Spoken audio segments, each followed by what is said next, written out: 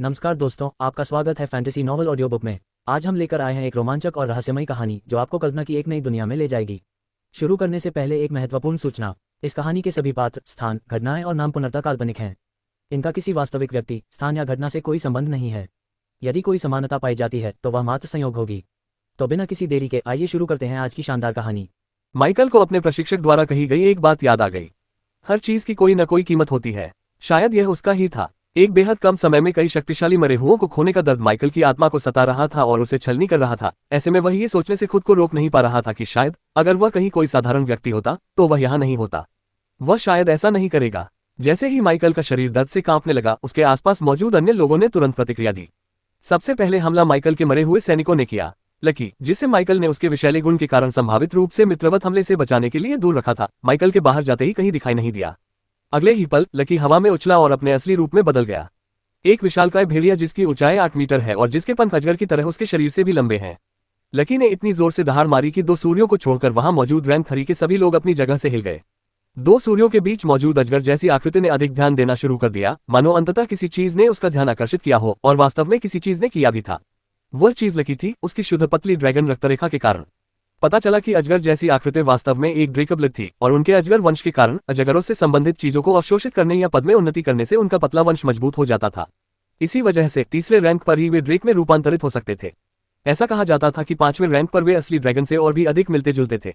उस विशालकाय आकृति ने धीमी सी हंसी हंसी और उसके विशाल शरीर के चारों ओर हल्की सी गर्मी की लहर दौड़ गई। उसकी लाल आंखें लकी पर टिक गईं। जैसे ही विशालकाय मरे हुए भेड़िए ने अपने पंख फैलाए, विष से रंगी हुई माना ऊर्जा उसके शरीर से भारी लहरों के रूप में निकलने लगी। इसे मेरे ऊपर छोड़ दो, ड्रेकब्लिड ने कहा। यह मुझे चाहिए। कांस्य रंग की त्वचा वाले अमाजारी ने उसकी ओर देखा तक नहीं।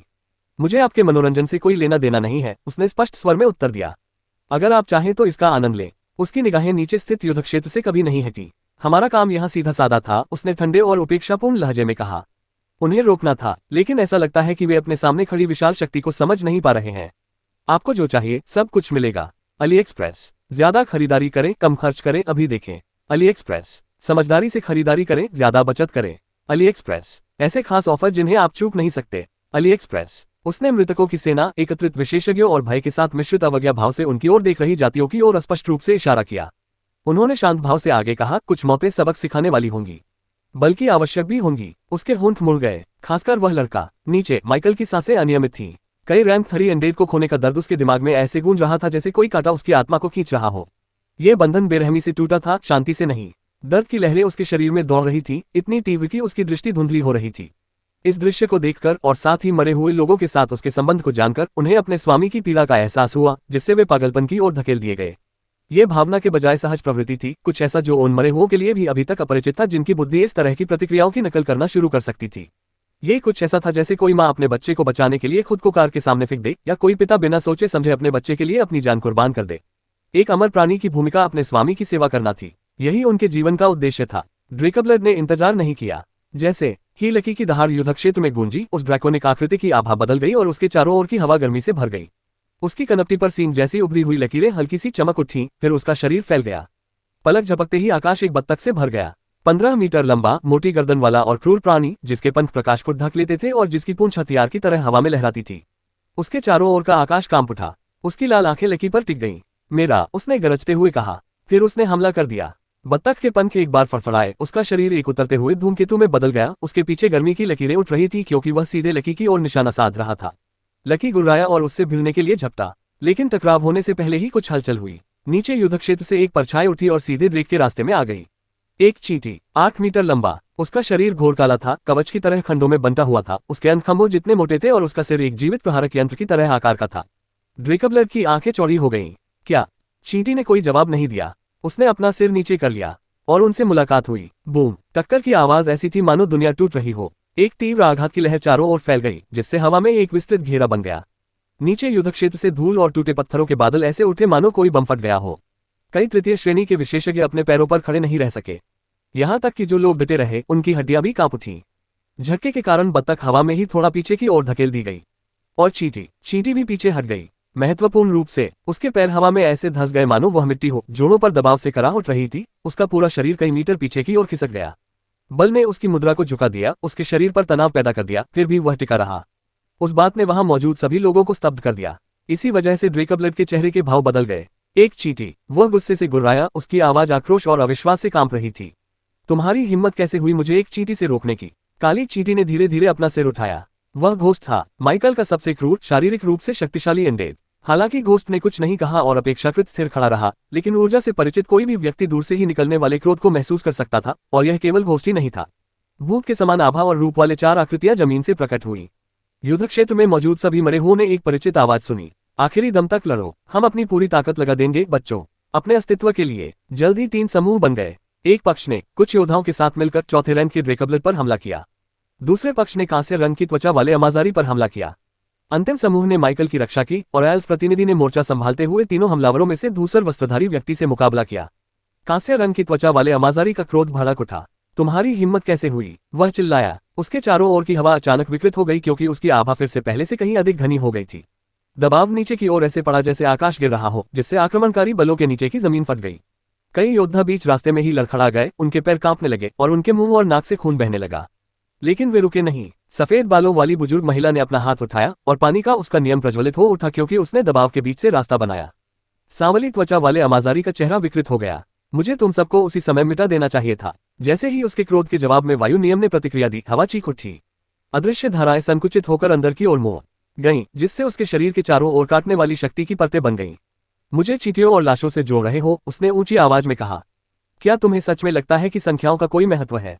उसने धीरे धीरे अपना हाथ उठाया, उंगलियां मुड़ गईं। मैं चौथे रैंक पर हूं। दबाव में अचानक वृद्धि हुई। मोर्चे पर मौजूद कई तृतीय श्रेणी के प्राणी उसकी उपस्थिति के भार से तुरंत घुटनों के बल गिर पड़े, उनकी हड्डियां चरमरा उठीं।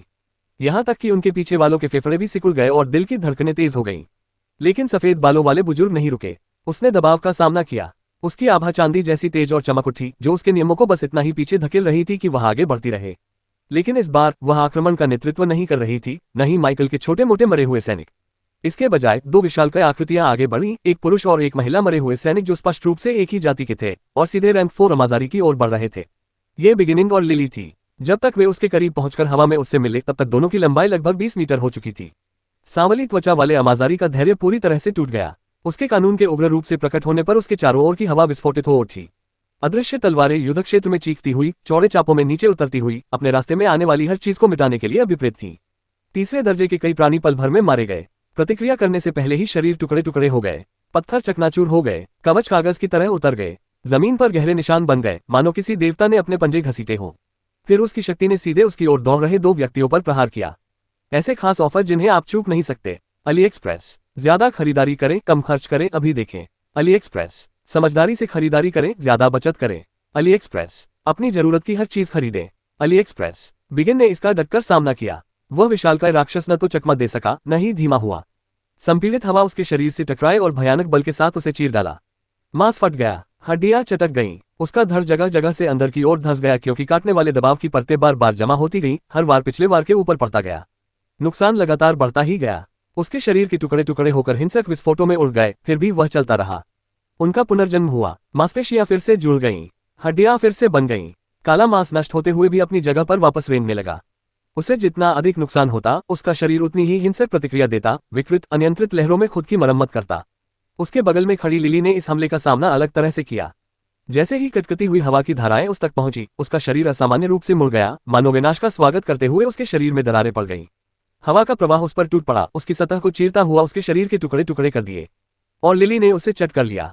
जाहिर तौर पर भोजन करने के लिए अपना मुंह खोलना उसके द्वारा अपने कानून का उपयोग करने का सबसे आदिम तरीका था, न कि इसका उपयोग करने का एकमात्र तरीका। संकुचित बल के टुकड़े उसके शरीर में समाहित हो गए, अवशोषित होकर टूट गए, जबकि शेष भाग उसे चीरता रहा। तनाव के कारण उसका शरीर अस्थिर हो गया, दरारें पड़ गईं और विकृत हो गया। उसके शरीर के पूरे हिस्से एक ही क्षण में ढह गए, घुल गए और फिर से बन गए। वह तबाह हो रही थी और उपचार बारंबार। उसका पुनर्जन्म बिगिनिंग की तुलना में धीमा था, लेकिन उतना ही परेशान करने वाला था। सांवली त्वचा वाले अमाजारी की आंखें अविश्वास से चौड़ी हो गईं। ये बातें, उद्धरण चिन्ह, और उस क्षण युद्ध क्षेत्र ने उसे अनुकूलन करने का समय नहीं दिया। अन्य मरे हुए और अलौकिक प्राणियों ने हमला कर दिया। चारों ओर से उस पर ऊर्जा की धारें, मौलिक आक्रमण, शापित प्रक्षेपास्त्र और समन्वित हमले बरस रहे थे। तीसरे दर्जे के प्राणी, जो व्यक्तिगत रूप से नष्ट हो जाते, अब एक अविचल समूह के रूप में आक्रमण कर रहे थे। सफेद बालों वाले बुजुर्ग का जल नियम तेजी से आगे बढ़ा, एक ही समय में बांधने और कुचलने लगा, जिससे उन्हें अपना ध्यान हटाने के लिए मजबूर होना पड़ा। उसके आसपास का दबाव कमजोर पड़ गया, बस थोड़ा सा, लेकिन इतना ही काफी था। बिगिनिंग दहाड़ा और बची हुई दूरी को कम करता चला गया। हमले के बीच में ही उसकी क्षतिग्रस्त छाती सिकुड़ गई। लिली उसके पीछे पीछे चल रही थी, उसका विकृत शरीर बाहर की ओर झटक रहा था, मानो निगले गए हमलों के टुकड़े उसके शरीर से विकृत जवाबी हमलों की तरह फूट रहे हों। कांस्य रंग की त्वचा वाले अमाजारी को अपना ध्यान बांटने के लिए मजबूर होना पड़ा। उसकी ऊर्जा का एक हिस्सा बाहर की ओर स्थानांतरित हो गया, जिससे आने वाले झुंड के खिलाफ उसकी सुरक्षा मजबूत हो गई। और उनके आने के बाद पहली बार ऐसा हुआ कि वे अब हर चीज को आसानी से अपने नियंत्रण में नहीं रख पा रहे थे। युद्ध क्षेत्र एक चक्की में बदल गया। कांस्य रंग की त्वचा वाला अमाजारी जल्लाद की तरह एक ही स्थान पर मंडरा रहा था। उसकी उपस्थिति कुचलने वाली और पूर्ण थी, फिर भी झुंड नहीं टूटा। एयर ब्लेड लगातार गिरते रहे। तीसरे दर्जे के योद्धाओं के शरीर बिना किसी चेतावनी के टुकड़े टुकड़े हो गए। एक खारवेत योद्धा ने अपनी ढाल उठाई और वह साफ साफ फट गई। फिर उसके पीछे खड़ा व्यक्ति भी उसके पीछे पीछे फट गया। एक विरलियन उड़ने वाली योद्धा ने ऊपर की ओर चक्कर लगाने की कोशिश की और हवा के एक झटके ने उसका पंख तोड़ दिया, जिससे वह टूटे हुए भाले की तरह धरती पर जा गिरी। मरे हुए लोग भी इसी तरह मरते थे। कुछ शरीर दो हिस्सों में बंध गए थे और आधे शरीर घिसकते हुए आगे रेंगते रहे। कुछ अन्य इतने छोटे छोटे टुकड़ों में बिखर गए थे कि वे तेजी से ठीक नहीं हो पा रहे थे। हवा में खून की धुंध, हड्डियों की धूल और कवच के बिखरे हुए टुकड़े भर गए थे, जो कभी जीवित मांस के अंग थे। माइकल को हर टूटे हुए रिश्ते का एहसास हुआ। पूरा नहीं, उसका दिमाग ये बर्दाश्त नहीं कर सकता था। लेकिन जैसे ही एक मरे हुए प्राणी का पूरी तरह से गायब होना हुआ, एक जोरदार झटके के साथ बंधन टूट गया और उसकी दृष्टि धुंधली हो गई। उसके मुंह से खून बहने लगा। हालांकि पास में मौजूद बौने उसे स्थिर करने की पूरी कोशिश कर रहे थे। उसने अपनी दृढ़ इच्छाशक्ति से खुद को सीधा खड़ा रखा। कांपते हाथों से वह उस अफरा तफरी के बीच लगातार आदेश भेजता रहा। झगड़ा करना, पकड़ना, रक्षा करना। वह टीम को बिखरने नहीं दे सकता था। बिगिनिंग और लिली ने आगे बढ़ने का प्रयास जारी रखा। कांस्य रंग की त्वचा वाले अमाजारी की आंखें और भी सिकुड़ गईं जब उन्हें एहसास हुआ कि वे धीमी नहीं हो रही हैं। उन्होंने काटने वाली धाराओं में और अधिक शक्ति डाली, उन्हें इतना संकुचित किया कि हवा भी चीख उठी। बिगिन ने इस दंड को एक दीवार की तरह सहन किया। उसका शरीर टुकड़ों टुकड़ों में मिटता जा रहा था। हर बार जब कोई तलवार उसके शरीर से गुजरती तो वह इतनी गहरी लकीरें बना देती कि हड्डियां दिखने लगती। उसका कंधा फट गया, फिर से जुड़ गया। उसकी पसलियां चकनाचूर हो गईं, फिर एक पल के लिए टेढ़ी मेढ़ी होकर वापस जुड़ गईं और फिर पुनर्जनन प्रक्रिया के दौरान सीधी हो गईं। वह लगातार आगे बढ़ता रहा और लिली जितना समझ सकती थी उतना समझती रही। जबकि ऊपर का युद्ध क्षेत्र नरसंहार में तब्दील हो रहा था, वहीं अराजकता के किनारे पर एक और झड़प छिड़ गई। धूसर वस्त्रधारी व्यक्ति हवा में पीछे की ओर तैरता हुआ, हाथ पीठ के पीछे बांधे हुए, उसका हावभाव इतना शिथिल था मानो वह उपहास कर रहा हो। उसके आसपास हो रही हिंसा से उसे जरा भी फर्क नहीं पड़ रहा था। उसकी गहरी आंखें युद्ध क्षेत्र की हलचल को निष्क्रिय जिज्ञासा से देख रही थी, मानो वह दूर के किसी तूफान को देख रहा हो। हालांकि ये तो केवल उसका बाहरी दिखावा था। अंदर ही अंदर वह सदमे में था। उसे तीनों जातियों की क्रूरता से भी आश्चर्य नहीं हुआ था, बल्कि उस युवा जादूगर और उसके मरे हुए सैनिकों की क्षमता ने उसे चौंका दिया था। अब जब वह इसे आमने सामने देख रहा था तो वह ब्रान की भावनाओं को कुछ हद तक समझ सकता था। यह वह व्यक्ति था जिसका सामना करने की हिम्मत वह खुद भी नहीं करता। अगर वह पूरी शक्ति में होता तो उससे कमजोर किसी व्यक्ति के पास क्या उम्मीद हो सकती थी। आगे किसी भी अप्रत्याशित घटना से बचने के लिए धूसर वस्त्रधारी व्यक्ति माइकल से जल्द छुटकारा पाना चाहता था। यदि पहले उसकी यह इच्छा युवक द्वारा उसकी योजना को बिगाड़ने की झुंझलाहट से उपजी थी, तो अब यह मजबूरी थी। किसी जादूगर की शक्ति का अंदाजा लगाना आसान था और माइकल स्पष्ट रूप से असाधारण जादूगरों में से एक था। यहां तक कि तीसरे दर्जे के जादूगरों के पास भी इतनी शक्ति नहीं होती थी। वह स्पष्ट रूप से अलग था या उसके पास कोई रहस्य था।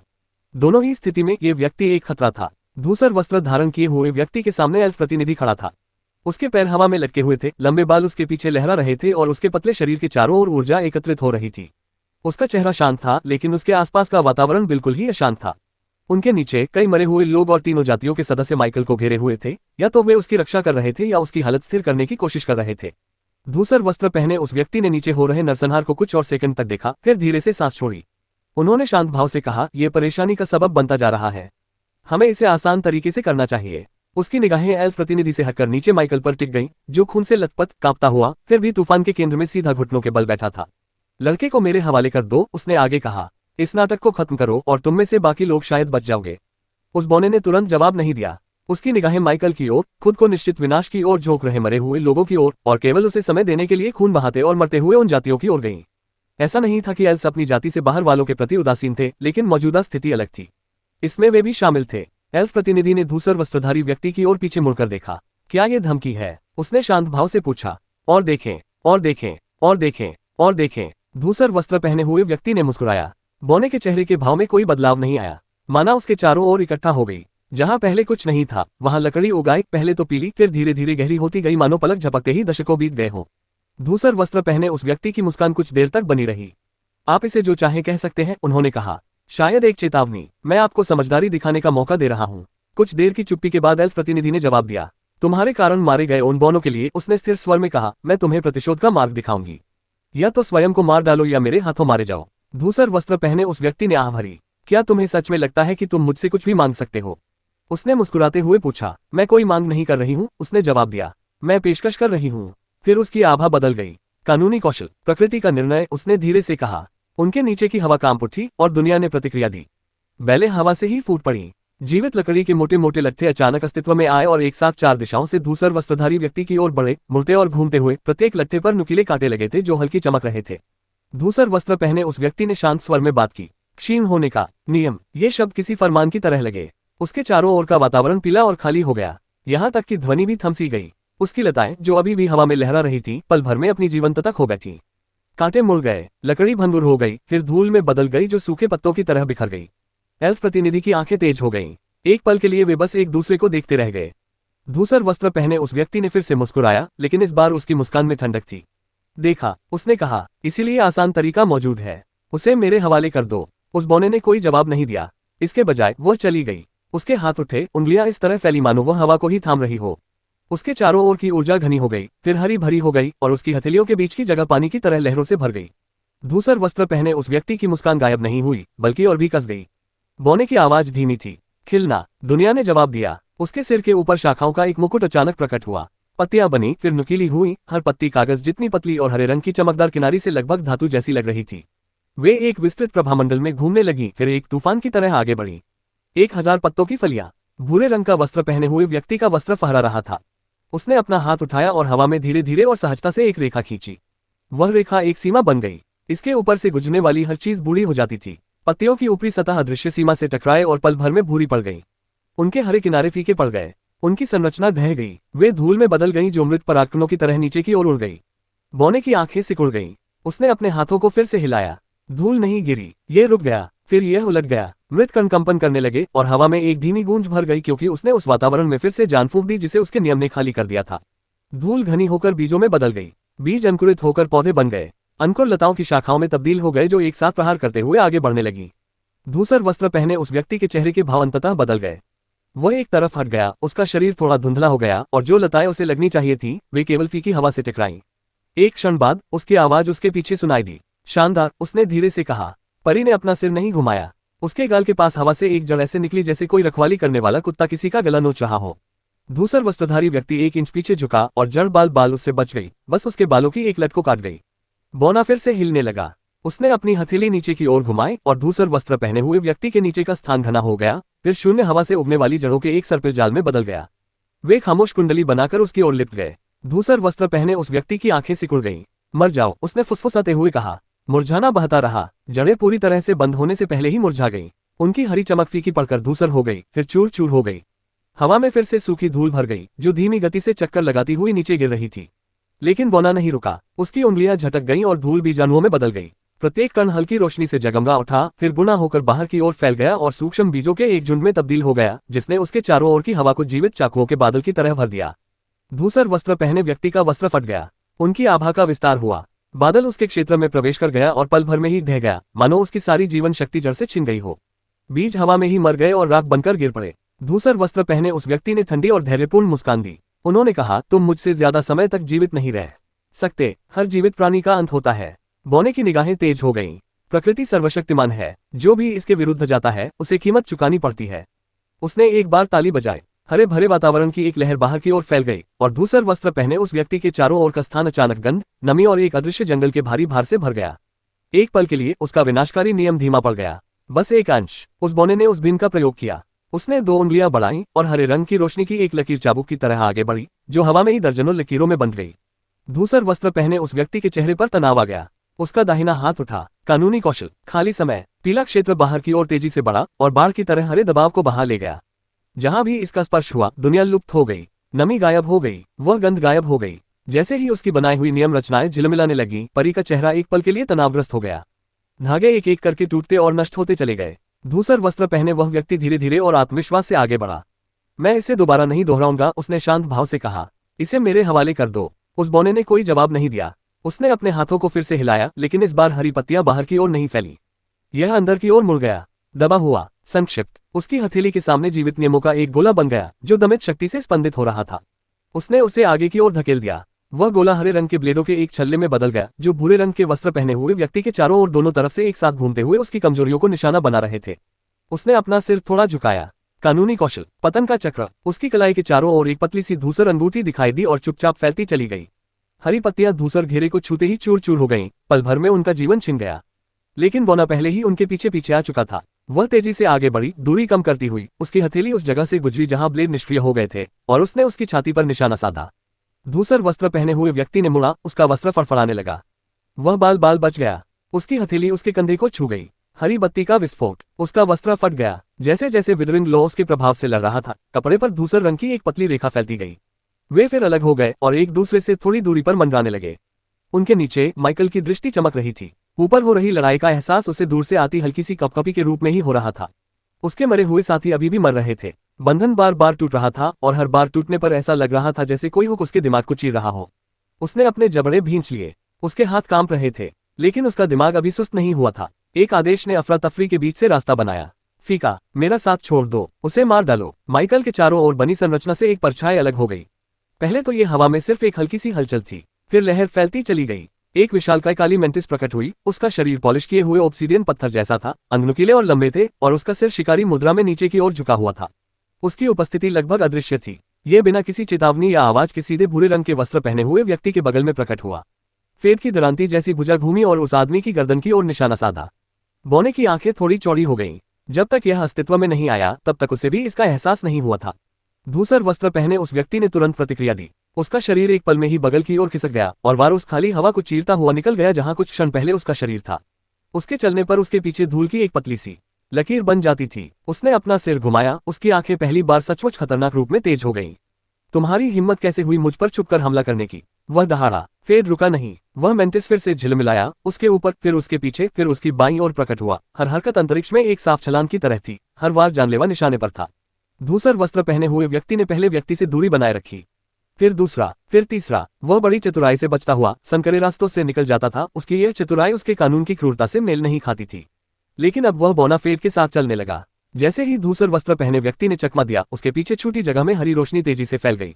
जड़ें जाल की तरह बन गईं। पीछा करते हुए पत्तियां मुड़ गईं। हर बचाव एक और हमले की ओर एक कदम बन जाता था। संघर्ष शुरू होने के बाद पहली बार धूसर वस्त्र पहने हुए व्यक्ति को आलसे से पीछे की ओर खिसकने से रोकना पड़ा। जैसे ही उसकी आभा में प्रचंडता उत्पन्न हुई, उसका वस्त्र फड़फड़ा गया। उसका मन साम्राज्य फिर से फैल गया। बस करो, उसने धीमी आवाज में कहा। हवा पतली हो गई, फिर भी वह मेंटिस आगे बढ़ता रहा। उसका ब्लेड नीचे की ओर आया। धूसर वस्त्र पहने उस व्यक्ति ने 2 उंगलियां उठाईं। उसकी उंगलियों के बीच की जगह धूसर हो गई। फेड की तलवार उस धूसर रेखा को छू गई और उसके दरांतीनुमा हाथ का एक हिस्सा पल भर में सूख गया, चटक गया और बीच में ही राख में बदल गया। फेड पीछे हट गया। उसका शरीर पीछे की ओर झटक गया। धूसर वस्त्र पहने हुए व्यक्ति ने गिरती हुई राख को नीचे देखा, फिर वापस उस कीड़े की ओर देखा। उसकी मुस्कान लौट आई, लेकिन पहले से छोटी और ठंडी। इसी बीच जब हर कोई अपने अपने कारणों से संघर्ष कर रहा था, माइकल अपनी आत्मा के टुकड़े टुकड़े होने के दर्द को और सहन नहीं कर सका। उसकी आंखों से बहते खून में आंसू भी मिल गए। ये समझना जरूरी था कि माइकल का अपने मरे हुए साथियों के साथ 2 तरह का संबंध था। पहला संबंध एक जादूगर और उसके मरे हुए प्राणी के बीच के जादुई बंधन से था, जो स्वामी और सेवक का संबंध था। दूसरा, जो उसकी प्रतिभा से और भी मजबूत हो गया था, वह था रक्त संबंध। उसके मरे हुए साथी भी उसी के खून के थे। उन्हें खोने से भी पीड़ा हुई, लेकिन ये पीड़ा केवल आत्मा को ही नहीं लगी, शरीर को भी इसके साथ साथ कष्ट सहना पड़ा। फिर भी इस रहस्यमय अवस्था के भीतर माइकल कुछ नया सीख रहा था। ये कहावत कि जब तक आप किसी चीज को खो नहीं देते तब तक आपको उसकी कीमत का एहसास नहीं होता, उसके सामने घटित हो रही थी, हालांकि एक बहुत ही अलग तरीके से। जब भी कोई मरे हुए प्राणी का वध होता तो पलटवार होने से पहले पल भर के लिए कुछ गायब हो जाता था। उस अंतराल में माइकल ने इसे स्पष्ट रूप से महसूस किया। यह मृत्यु नहीं थी, यह अनुपस्थिति थी, मानो शरीर का कोई अंग नष्ट होने के बजाय काट दिया गया हो। तभी उन्हें इस बात का एहसास हुआ। टूटा हुआ बंधन ऐसा प्रतीत हुआ मानो उसे कुछ ऐसा लौटा रहा हो जो हमेशा से उसका था, हालांकि कम पूर्ण अवस्था में, जो या तो स्वाभाविक रूप से ठीक हो जाएगा या क्षति के आधार पर अधूरा ही रहेगा। माइकल की त्रुटि से खून टपक रहा था, लेकिन उसका कांपना धीमा हो गया। जब ऊपर एक और मरे हुए प्राणी के टुकड़े टुकड़े कर दिए गए तो दर्द फिर से उभरा, लेकिन इस बार माइकल ने कुछ और महसूस किया। एक नजरिया, जीने का एक तरीका। उसकी दृष्टि धुंधली हो गई। माइकल की पुतलियां सिकुड़ गईं। तब उसे समझ आया कि इतना दर्द क्यों होता है, क्योंकि वे उसके लिए नहीं मर रहे थे, वे उसी के कारण मर रहे थे। माइकल की छाती उखड़ी हुई सांसों के साथ ऊपर नीचे हो रही थी। युद्ध क्षेत्र का शोर धीरे धीरे कम होता गया, मानो वह किसी मोटे शीशे के पीछे से आ रहा हो। उसे केवल बंधनों के टूटने की आवाज साफ सुनाई दे रही थी, एक के बाद एक, मानो उसके सिर के अंदर धागे काटे जा रहे हों। फिर उसने उसे देखा, अपनी आंखों से नहीं, उसके उस हिस्से के साथ जो उन अनुबंधों में फैला हुआ था। लकी सिर्फ लकी नहीं था, फेड सिर्फ फेड नहीं था, घोस्ट सिर्फ घोस्ट नहीं था, वे कंटेनर थे, आधार, ऐसे शरीर जो उसके जैसे किसी और को समाहित करने के लिए बने हों। हाँ, उनमें अलग अलग खूबियां और अलग अलग सहज प्रवृत्तियां थीं, लेकिन फिर भी वे वही थे। स्वयं का एक नेटवर्क, एक विकेंद्रीकृत अस्तित्व जो अनेक मुखौटे पहने हुए है। अब बात समझ में आए। किसी मरे हुए प्राणी को जीवित करने के लिए आत्मा के एक हिस्से का बलिदान करना जरूरी नहीं था, लेकिन हालांकि यह एकमात्र तरीका नहीं था, ये सबसे पूर्ण तरीका था। अब माइकल को कुछ कुछ समझ आने लगा था। माइकल के होंठ खुल गए। मेरे मुंह से एक भी शब्द नहीं निकला। एक ठंडी समझ धीरे धीरे स्थापित हो गई। पहली बार माइकल को अनुबंध जंजीरों की तरह महसूस नहीं हुए, उसे वे नसें जैसी महसूस हुई, और उन नसों के माध्यम से उसने मरे हुओं को अपने अस्तित्व के कक्षों के रूप में महसूस किया। दर्द फिर से लौट आया, एक नया रिश्ता टूट गया। माइकल सहम गया, लेकिन उस दर्द के भीतर उसने फिर से उस प्रतिध्वनि को सुना। उसका एक अंश वापस लौट आया था, भले ही वह आधार गायब हो गया था जिस पर वह स्थित था। माइकल की आंखें थोड़ी चौड़ी हो गईं। माइकल को अंततः अपने बंधन की गहरी प्रकृति समझ में आ गई। उसके द्वारा नियंत्रित किए जाने वाले मरे हुए प्राणी अलग अलग जीवन नहीं थे, वे उसके अस्तित्व के अलग अलग टुकड़े थे, और अगर वे उसके अंशों को समाहित कर सकते थे तो वह भी उनके अंशों को समाहित कर सकता था। यह विचार एक खामोश घंटी की तरह गूंज उठा। माइकल की खून से सनी उंगलियां धरती पर मुड़ी हुई थीं, और उसके भीतर गहराई में कुछ पनपने लगा। अगर कोई माइकल पर अभी ध्यान दे रहा होता तो उसे उसमें हो रहे बदलाव का पता चल जाता। माइकल उस पहले द्वार से गुजर रहा था जिसे किसी भी अलौकिक प्राणी को ब्रह्मांड के करीब पहुंचने के लिए पार करना पड़ता है। ऐसा करने से उन्होंने अस्तित्व का एक और रहस्य उजागर कर दिया था, और उसने अपना सत्य पा लिया। माइकल ने एक विधि के बीज को जागृत किया। ब्रह्मांड की एक हल्की सी आहट उस सत्य को पहचान रही थी जिसे उसने अभी अभी छुआ था। जो मेरा है वो मुझे प्रतिबिंबित कर सकता है, और मैं बदले में इसे प्रतिबिंबित कर सकता हूँ। माइकल ने जिस चीज को छुआ वह न तो मृत्यु थी, न सृजन, न ही सत्ता, ये निरंतरता थी। उन्होंने समझा कि ब्रह्मांड एक दूरस्थ इकाई के रूप में विद्यमान नहीं है, ये परतों के भीतर परतों के रूप में विद्यमान है। प्रत्येक परत अपने आप में पूर्ण है और प्रत्येक किसी विशाल इकाई का अंश है। जंगल भूमि से अलग नहीं है, कोशिका शरीर से अलग नहीं है, तारा उस शून्य से अलग नहीं है जिसमें वह जल रहा है। ब्रह्मांड ही ब्रह्मांड था, और उसके भीतर की हर चीज ही ब्रह्मांड थी। जीवन किसी एक स्रोत से बाहर की ओर प्रवाहित नहीं होता, ये चक्र में चलता है। यह विभाजित होता है, समाहित होता है, लौटता है और फिर से विभाजित होता है। अलगाव के बजाय रूप के माध्यम से स्वयं को निरंतर संरक्षित करता है। महत्वपूर्ण आकार नहीं बल्कि जुड़ाव है। शायद इसी तरह से पहली बार विभिन्न नस्लों का जन्म हुआ होगा। मानवता की शुरुआत शायद एक या दो व्यक्तियों से हुई होगी, और भले ही बाद में उनकी संख्या लाखों तक बढ़ गई हो, फिर भी मूल रूप से वे उसी मूल व्यक्ति या व्यक्तियों के विस्तार मात्र थे। माइकल को आखिरकार समझ आ गया कि उस सच्चाई में उसकी क्या स्थिति है। वह कोई अकेला व्यक्ति नहीं था जो छोटे मोटे लोगों पर हुक्म चलाता हो। वह एक महत्वपूर्ण व्यक्ति थे, और उसके मरे हुए लोग उसके चारों ओर परिक्रमा करने वाले अनुयायी नहीं थे, बल्कि उसके अस्तित्व को उससे बाहर की ओर जारी रखने का एक साधन थे। जब कोई एक गिर जाता था तो वह नुकसान नहीं होता था, यह पतन था, और पतन हमेशा कुछ न कुछ केंद्र में वापस ले आता था। माइकल की सांसें स्थिर हो गईं। उस क्षण उसका शरीर छोटा सा महसूस हुआ, खून और बर्बादी में घुटने टेकते हुए। लेकिन उन्हें इस बात का एहसास नहीं हुआ। वह मरे हुए लोगों से घिरा हुआ नहीं था, उनमें उनका वास था, या शायद उनमें वह निवास करता था। अब इस अंतर का कोई महत्व नहीं रह गया था, क्योंकि माइकल को आखिरकार ब्रह्मांड के उस हिस्से की समझ आ गई जिसने उसे जवाब दिया। जीवन को नियंत्रित करने वाला हिस्सा नहीं, लेकिन वह हिस्सा जिसने एक ही समय में हर जगह जीवन को अस्तित्व में रहने की अनुमति दी। और उस समझ के साथ एक शांत परम सत्य उनकी आत्मा में समा गया। माइकल अब ब्रह्मांड में मौजूद एकमात्र प्राणी नहीं रह गया था, वह एक ब्रह्मांड थे। ब्रह्मांड ने स्वीकृति के साथ उत्तर दिया। माइकल के भीतर मौजूद नियम का बीज स्थिर हो गया, और उसका नाम एक ऐसे तथ्य के रूप में स्थापित हो गया जिसे ब्रह्मांड पहले ही स्वीकार कर चुका था। प्रतिध्वनित अस्तित्व का नियम। अस्तित्व एकल नहीं था, अस्तित्व प्रतिबिंबित हुआ। माइकल ने इसकी घोषणा नहीं की, उन्हें इसकी आवश्यकता नहीं थी। कानून पहले भीतर की ओर मुड़ा, फिर बाहर की ओर, उन नसों के साथ जो उसे उसके मरे हुए साथियों से जुड़ती थी। और सहज रूप से, बिना सोचे समझे या इरादे के, माइकल ने उनमें से एक से कुछ उधार लिया। शुरुआत, क्रूर पुनर्जन्म का नियम। इसका नाम और अवधारणा माइकल के दिमाग में स्पष्ट रूप से उभर आए। पीड़ा से जन्मा और जीवन रक्षा की कसौटी पर खरा उतरा यह नियम दर्द को ऊर्जा में बदल देता था। गंभीर घाव तीव्र पुनर्जीवन शक्ति उत्पन्न करते थे। मृत्यु के जितना करीब, पुनर्जन्म उतना ही शक्तिशाली। यह आरंभ का साकार सत्य था। जैसे ही माइकल का नियम गूंज उठा, शुरुआत का सत्य प्रतिध्वनित हो उठा। माइकल के क्षत विक्षत शरीर में एक धीमी सी गूंज फैल गई। उसके फटे हुए मांस में जलन हो रही थी, उसकी टूटी हुई हड्डियां चीख रही थीं। फिर उसके खून का प्रवाह विपरीत दिशा में मुड़ गया। मांसपेशियों के रेशे आपस में गुंथ गए और फिर से जुड़कर मोटे हो गए। दरारें हिंसक रूप से भर गईं, मानो उसका शरीर टूटे हुए रहने के विचार को ही अस्वीकार कर रहा हो। ऐसा लगा जैसे पुनर्जन्म हुआ हो, और इसके साथ ही शक्ति भी आई। माइकल जैसे जैसे पतन के करीब पहुंचता गया, उसका शरीर उतनी ही हिंसक प्रतिक्रिया देने लगा। हर घाव उसके लिए ईंधन बन गया। उसके शरीर में हर दरार दबाव बनकर उसे आगे धकेलने लगी। उसकी रीढ़ सीधी हो गई, उसका कांपना बंद हो गया, उसकी रगों में शक्ति का प्रवाह तेज हो गया था। माइकल ने हौंफते हुए सांस ली, मानो हवा उसके फेफड़ों में भर गई हो, जैसे कि यह उसकी जिंदगी की पहली सांस हो। और अब उसे यह बात स्पष्ट रूप से महसूस हो रही थी। यह आरंभ का नियम था, क्रूर पुनर्जन्म, और माइकल इसका इस्तेमाल कर रहा था। हालांकि माइकल ने लगभग तुरंत ही इस अंतर को महसूस कर लिया। ऐसा महसूस नहीं हो रहा था कि वह वास्तव में आरंभ के सत्य का प्रयोग कर रहा है। ऐसा लग रहा था मानो वह इसे किसी संकरे रास्ते से जबरदस्ती गुजार रहा हो, जैसे मूल पाठ की जगह उसकी नकल हो। मूल पैटर्न तो मौजूद था, लेकिन उसके पीछे का अधिकार कमजोर था। बिगिनिंग का क्रूर पुनर्जन्म अपने चरम पर एक अस्थायी और इतना हिंसक उभार पैदा कर सकता था कि वह लगभग हास्यास्पद लगे। विनाश के कगार पर बिगिनिंग थोड़े समय के लिए ही सही अपने स्तर को 15 तक बढ़ा सकता था। माइकल को संदेह था कि वह उसका आधा लक्ष्य भी हासिल कर पाएगा, लेकिन आधा भी डरावना था। माइकल लंबे समय से लगातार चोटों से जूझ रहा था। उसका शरीर चोटों से भरा पड़ा था, जिसमें फ्रैक्चर, फटे हुए ऊतक, आंतरिक तनाव और आत्मा का आघात, सब कुछ मिलकर एक जटिल स्थिति बन गया था। जब पुनर्जन्म की प्रक्रिया शुरू हुई तो इसने उसे एक नए स्तर पर पहुंचा दिया। एक क्षण के लिए माइकल ने खुद को एक ऐसी सीमा में प्रवेश करते हुए महसूस किया जिसे उसने केवल वास्तविक रैंक 3 प्राणियों से ही महसूस किया था। उनके पैनल में कोई बदलाव नहीं हुआ और उनकी संस्था का दूसरा स्थान बना रहा। फिर भी वे उसके बिल्कुल शिखर पर थे, छत के इतने करीब कि तकनीकी रूप से वे पहले से ही उसके अंदर थे। माइकल को यह नहीं पता था कि वह ठीक उसी मुकाम पर था जहां कभी उसका कोई परिचित व्यक्ति खड़ा था। शिक्षक ब्रांड नहीं, वास्तव में वर्तमान माइकल एक उन्नत स्तर पर था। जागृति से पहले ही वह सबसे शक्तिशाली प्राणियों को छोड़कर तीसरे दर्जे के वास्तविक प्राणियों से बिना किसी खास नुकसान के मुकाबला कर सकता था।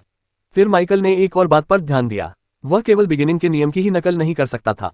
प्रतिध्वनित अस्तित्व का नियम उनकी अपेक्षा से कहीं अधिक व्यापक था। यह केवल कानूनी सत्यों तक ही सीमित नहीं था, यह एक प्रतिबिंब था। उसके अस्तित्व का हर पहलू प्रतिध्वनित हो सकता था, यहाँ तक कि नस्लीय लक्षण भी। विशेषता, संरचनाएं, सहज प्रवृत्ति के लाभ, माइकल ये सब कॉपी कर सकता था। इसकी खामी सीधी सादी थी, उसे उधार का एहसास ऐसा हो रहा था जैसे कोई लौ उसकी हथेली में बंद हो। ये हमेशा के लिए नहीं चलेगा। प्रतिध्वनि धीरे धीरे मंद पड़ जाएगी, उधार लिया गया अस्तित्व अपने मूल स्वरूप में लौट आएगा। माइकल को इस बात का कोई अंदाजा नहीं था कि वह इस स्थिति को कितने समय तक बनाए रख सकता है। सेकंड, मिनट, उसे पता नहीं था, लेकिन उसे अपने भीतर समय की टिक टिक महसूस हो रही थी। उसके अंदर जो बदलाव आया था उसे केवल उसके आसपास मौजूद उन बौनों ने ही देखा जो उपचार मंत्रों का जाप कर रहे थे। वे उसे ऐसे देख रहे थे मानो वह कोई राक्षस हो, लेकिन माइकल के पास उनकी निगाहों पर ध्यान देने का समय नहीं था। माइकल ने अपना ध्यान वापस युद्ध क्षेत्र की ओर मोड़ दिया। अराजकता 3 अलग अलग मोर्चों में बंट गई थी। एक आकाश गर्मी और जहर से जल रहा था क्योंकि रैनफोर्ड रेकब्लर हवा में चीरता हुआ आगे बढ़ रहा था। लकी, घोस्ट और अन्य मरे हुए प्राणियों के साथ भयंकर प्रहार कर रहा था जो बिना किसी झिझक के खुद को उसके रास्ते में फेंक रहे थे। एक अन्य स्थान संकुचित हवा और ढहते दबाव से चीख रहा था, जहां कांसे रंग की त्वचा वाले अमाजारी एक जीवित आपदा की तरह मंडरा रहे थे। बिगिनिंग, लिली और तीनों जातियों की संयुक्त सेनाओं से एक भीषण संघर्ष में लड़ रहे थे जिसने शरीरों को धुंध में और पत्थरों को धूल में बदल दिया था। तीसरा मोर्चा, हालांकि इसमें केवल 2 व्यक्ति शामिल थे, कम तीव्र नहीं था। वहां एल्फ प्रतिनिधि और धूसर वस्त्रधारी आकृति आमने सामने अकेले खड़े थे। माइकल की नजरें उस झड़प पर टिकी हुई थीं। परी फिर हिली और उसने अपनी हथेली नीचे की ओर घुमाई। धूसर वस्त्रधारी व्यक्ति के नीचे का स्थान घना हो गया, फिर शून्य से उगती जड़ों के एक सर्पिल जाल में बदल गया। वे खामोश कुंडलियों में उसकी ओर लिपट गईं। धूसर वस्त्र पहने उस व्यक्ति की आंखें सिकुड़ गईं। मर जाओ, उसने फुसफुसाते हुए कहा। मुरझाना बहता रहा, जड़ें पूरी तरह से बंद होने से पहले ही मुरझा गईं। उनकी हरी चमक फीकी पड़कर धूसर हो गई, फिर चूर चूर हो गई। हवा में फिर से सूखी धूल भर गई जो धीमी गति से चक्कर लगाती हुई नीचे गिर रही थी। लेकिन बौना नहीं रुका, उसकी उंगलियां झटक गईं और धूल बीजाणुओं में बदल गई। प्रत्येक कण हल्की रोशनी से जगमगा उठा, फिर गुना होकर बाहर की ओर फैल गया और सूक्ष्म बीजों के एक झुंड में तब्दील हो गया जिसने उसके चारों ओर की हवा को जीवित चाकुओं के बादल की तरह भर दिया। जैसे ही उस धूसर वस्त्रधारी व्यक्ति की आभा फैली, उसका वस्त्र फड़फड़ा गया। बादल उसके क्षेत्र में प्रवेश कर गया और पल भर में ही ढह गया, मानो उसकी सारी जीवन शक्ति जड़ से छिन गई हो। बीज हवा में ही मर गए और राख बनकर गिर पड़े। ये सिलसिला कई बार दोहराया गया और जब भी मौका मिलता फेट छुपकर हमला करके हस्तक्षेप करता था। दूर से देखने वाला कोई भी व्यक्ति यह बता सकता था कि जब तक कोई एक पक्ष गलती नहीं करता या कोई बाहरी हस्तक्षेप नहीं होता, तब तक लड़ाई इतनी जल्दी खत्म नहीं होगी। इस बात को तीनों ही समझते थे, फिर भी हर एक ने दूसरे को हराने के लिए अपनी पूरी ताकत से लड़ाई लड़ी। जिस बात की उन्हें उम्मीद नहीं थी वही ये थी कि जिस कारण से वे लड़ रहे थे उसी कारण से वे भी इस संघर्ष में शामिल होने के लिए तैयार थे। एक जोरदार धमाके की आवाज गूंज उठी। यह एक ध्वनि विस्फोट था। बौने और धूसर वस्त्रधारी व्यक्ति ने एक ही समय पर प्रतिक्रिया दी। उनकी निगाहें अचानक उस स्रोत की ओर घूम गईं। अंतरिक्ष विकृत हो गया, फिर एक आकृति प्रकट हुई। धूसर वस्त्रधारी व्यक्ति के सामने की हवा अंदर की ओर सिमट गई और एक रक्त से लथपथ आकृति वहां खड़ी थी जिसके पैर खाली जगह में इस तरह जमे हुए थे मानो वह ठोस जमीन हो। माइकल, उसके कपड़े फटे हुए थे और खून से लथपथ थे। उसकी आंखों और ठोड़ी से लेकर चेहरे तक खून की सूखी धारियां फैली हुई थीं। उसके शरीर पर अभी भी विनाश के निशान थे, फिर भी वह सीधा खड़ा था। उसके चारों ओर दबाव बहुत घना था, मानो वह किसी विशाल चीज के बहुत करीब खड़ा हो। धूसर वस्त्र पहने उस व्यक्ति की पुतलियां सिकुड़ गईं। बौने की सांस अटक गई। तुम, धूसर वस्त्र पहने हुए व्यक्ति ने हैरानी से कहा। माइकल ने मुक्का मारकर जवाब दिया। कोई चेतावनी नहीं दी गई थी। धूसर वस्त्र पहने उस व्यक्ति के पास अपने कानून के आधार पर बचाव करने का मुश्किल से ही समय था। क्षय का क्रूर पुनर्जन्म से सामना हुआ। माइकल को इसका तुरंत एहसास हो गया। प्रतिरोध बहुत जबरदस्त था। धूसर रंग का मैदान उसकी देह को कुतर रहा था, उसकी जीवन शक्ति को सोख रहा था, उसकी ताकत को क्षीण कर रहा था, मानो उसकी बाह को बुढ़ापे में विलीन करने की कोशिश कर रहा हो। उसकी त्वचा काली पड़ गई, फट गई और संपर्क बिंदु पर टूटने लगी। फिर ब्रूटल रिबर्थ ने जवाब दिया, दर्द ही मेरी प्रेरणा बन गया। योजक चिन्ह, योजक चिन्ह, योजक चिन्ह। दर्द ही मेरी प्रेरणा बन गया। किसी भी सामान्य शरीर पर क्षयकारी नियम का स्पर्श पड़ते ही वह तुरंत नष्ट हो जाता। समान शक्ति वाले तृतीय श्रेणी के प्राणी भी उस धूसर क्षेत्र के सीधे संपर्क से बचते। माइकल ने ऐसा नहीं किया। उसकी बाह पर पड़ी काली दरारें एक पल के लिए फैल गईं। फिर उन्होंने अपना रुख बदल दिया। उसके शरीर में रक्त का प्रवाह विपरीत दिशा में बढ़ने लगा। टूटता हुआ मांस पतला होने के बजाय मोटा हो गया। क्षतिग्रस्त ऊतकों के नीचे नई मांसपेशियां बनने लगीं, जो पहले से अधिक घनी और मजबूत थी, मानो उसका शरीर वास्तविक समय में हमले से बचने का तरीका सीख रहा हो। धूसर वस्त्र पहने उस व्यक्ति की आंखें चौड़ी हो गईं। माइकल आगे बढ़ा। क्षयकारी नियम ने उसे एक बार फिर से कुतरना शुरू कर दिया, उसे अंदर से खोखला करने की कोशिश की और क्रूर पुनर्जन्म ने जवाब दिया। जैसे जैसे उसका हाथ टूटने की कगार पर पहुंचता गया, वैसे वैसे उसका शरीर और भी जोर से पीछे हटने का प्रयास करता गया। दर्द ने उसे कमजोर नहीं किया, बल्कि उसे और भी मजबूत बना दिया, और हानि का हर क्षण उसके लिए शक्ति में तब्दील हो गया। माइकल ने एक और मुक्का मारा। धूसर वस्त्र पहने वह व्यक्ति तुरंत पीछे हट गया। उन्होंने माइकल को दोबारा दूरी कम करने की अनुमति नहीं दी। धूसर रंग की एक लहर बाहर की ओर फैल गई, जिससे उनके बीच का स्थान पतला होकर लुप्त होने लगा। माइकल बीच रास्ते में ही पीछे धकेल दिया गया, उसके पैर हवा में फिसलते चले गए। धूसर वस्त्र पहने उस व्यक्ति के चेहरे के भाव कठोर हो गए। यह अब तिरस्कार नहीं था, यह एक चेतावनी थी। माइकल ने फिर से छलांग लगाई। जैसे ही उसने धूसर दबाव को चीरते हुए अपना रास्ता बनाया, उसके शरीर ने एक और ध्वनि विस्फोट किया। उसकी त्वचा एक ही पल में बूढ़ी और पुनर्जीवित हो गई, फिर पहले से कहीं अधिक मजबूत होकर स्थिर हो गई। वह धूसर क्षेत्र के किनारे तक पहुंच गया। धूसर वस्त्र पहने उस व्यक्ति ने विनाश की एक ऐसी व्यापक लहर छोड़ी जिसका उद्देश्य अपने रास्ते में आने वाली हर चीज को मिटा देना था। माइकल ने उसे मुक्का मारकर तोड़ दिया। बल का विस्फोट हुआ और हवा चीर उठी। धूसर ऊर्जा फटे हुए कपड़े की तरह बिखर गई। जैसे ही माइकल बाहर निकला, उसके ताजा घावों से खून बहने लगा, जो लगभग तुरंत भर गए। धूसर वस्त्र पहने हुए व्यक्ति को वापस पीछे हटने के लिए मजबूर होना पड़ा। पहली बार उन्हें नुकसान हुआ। माइकल लगातार उनका पीछा करता रहा। हर कदम से और अधिक नुकसान हुआ। हर मुठभेड़ ने उसके शरीर पर नए घाव कर दिए, और हर घाव ने उसे और मजबूत बना दिया। अमर, अरजाना, हानि और वापसी से निर्मित एक दानव। धूसर वस्त्रधारी व्यक्ति ने उसे वश में करने का प्रयास करना बंद कर दिया। इसके बजाय उसने दूरी बनाए रखी। क्षय के क्षेत्र एक दूसरे पर परत दर परत फैले हुए थे। अवरोध, निर्जन क्षेत्र, खोखले स्थान जहां जीवन का अस्तित्व असंभव था। माइकल ने एक एक करके उनसे होकर अपना रास्ता बनाया, और हर उल्लंघन उसे और अधिक घायल कर रहा था। फिर एक परछाई झिलमिला उठी। भूरे रंग का वस्त्र पहने हुए व्यक्ति के ऊपर फेर फिर से प्रकट हुआ। उस कीड़े ने बिना किसी झिझक के हमला किया। उसका दरांती जैसा अंग उस आदमी की गर्दन के पिछले हिस्से की ओर लक्षित था। धूसर वस्त्रधारी व्यक्ति तेजी से मुड़ा, और धूसर रंग की ज्वाला ऊपर की ओर फैलकर वार को रोक दिया। फेर की तलवार की धार एक बार फिर सूख गई और राख गिरने लगी, लेकिन ये रुकावट काफी थी।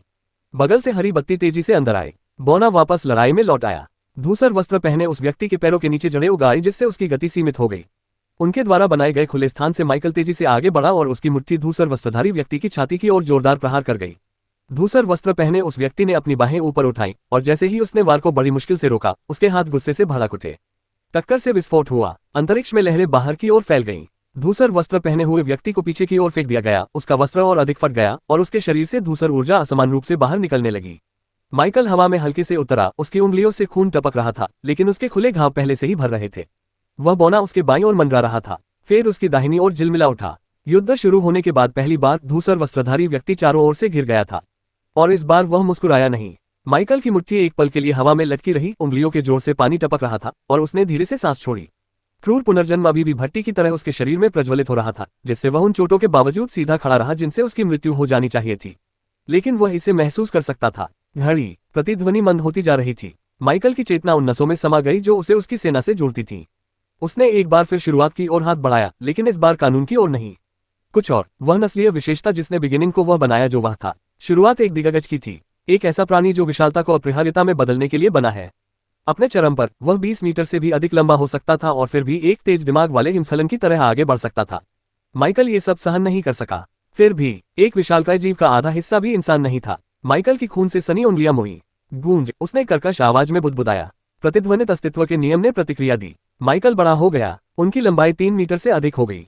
फिर 4। उसके अंग इतने मोटे हो गए थे कि वे तराशे हुए प्रतीत होते थे, जैसे कि वे बड़े हुए नहीं थे, घनी मांसपेशियों से ढके हुए थे जो असामान्य रूप से भारी थी। हर हरकत से हवा में झंझनाहट होती थी। उसकी धड़कन उसके सिर के अंदर दूर बजते ढोल की तरह सुनाई देती थी। बोने की आंखें चौड़ी हो गईं, यहां तक कि फेर भी झिलमिलाहट के बीच में रुक गया। उसका मेंटिस जैसा सिर एक तरफ झुक गया। धूसर वस्त्र पहने उस व्यक्ति की आंखें भय से चौड़ी हो गईं। माइकल का शरीर 4 मीटर पर नहीं रुका। उसकी रीढ़ की हड्डी टूट गई, फिर उसे दोबारा जोड़ा गया। उसकी पसलियां एक घर्षण ध्वनि के साथ चौड़ी हो गईं, जिससे हवा कांप उठी। मांसपेशियां हिंसक रूप से एक दूसरे पर जमा हो गईं, मानो किसी अदृश्य लोहार द्वारा उसके शरीर को हथौड़े से पीटकर एक नया आकार दिया जा रहा हो। उसके शरीर पर बचा हुआ कपड़ा सबसे पहले सूख गया, ये फट गया, फिर वह उसकी बढ़ती हुई गर्मी और ऊर्जा के दबाव में जलकर राख हो गया, उड़ते हुए टुकड़ों में बिखर गया जो पास के धूसर क्षेत्र को छूते ही राख में बदल गए। माइकल नग्न अवस्था में आकाश में खड़ा था, 7 मीटर लंबा। युद्ध क्षेत्र पर एक विशालकाय छाया मंडरा रही थी, मानो कोई आने वाली विपत्ति हो। उसके सीने पर खून की गहरी नदियां बह रही थीं, फिर भी यह अजीब लग रहा था क्योंकि घाव भरने लगे थे। फटा हुआ मांस मोटी डोरियों की तरह आपस में जुड़ रहा था। उसकी त्वचा के नीचे के निशान पूरी तरह से बनने से पहले ही मिट गए।